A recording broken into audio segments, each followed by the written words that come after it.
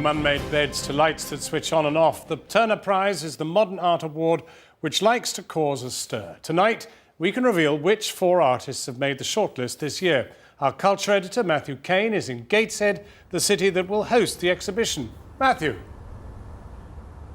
Yes, John, the Turner Prize is coming outside London this year. What's happened is that since it was established in 1984, there's been a mass surge of public interest in the visual arts, and in contemporary art in particular. And what's happening now is that the Turner Prize is throwing its weight behind this opening up of the art world so that it continues into the future.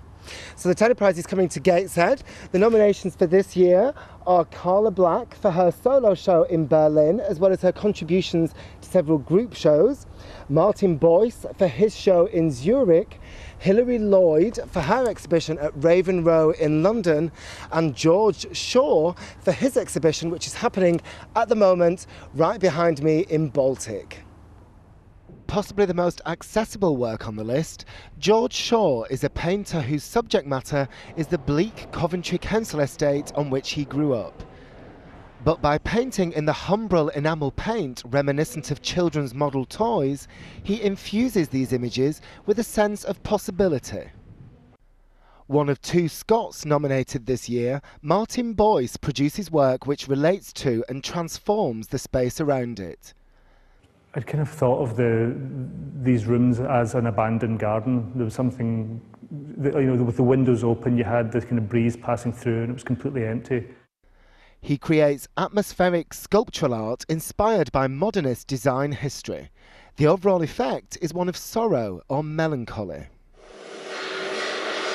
No Turner shortlist would be complete without an artist working in the perennially fashionable film and video. But Hilary Lloyd puts together image and sound and presents them to the audience in ways which challenge our viewing conventions.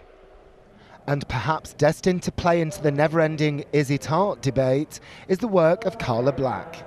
Influenced by feminism and psychoanalysis, she creates innovative sculptural installations which combine traditional art-making materials with packaging, foodstuffs and toiletries.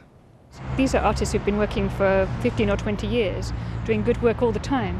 But this year, these 4 shows, which were in Britain but also abroad, really attracted the jury's attention in terms of the artists making a real step forward in terms of the way they've arranged the work, shown the work, brought the work together for the audience. Unusually this year, only one of the artists nominated lives and works in London, and all 4 of them were born and completed most of their studies outside the capital, perhaps fitting for a year in which the Turner Prize is moving away from London. Artists Jane and Louise Wilson are from the North East and were nominated for the Turner Prize in 1999.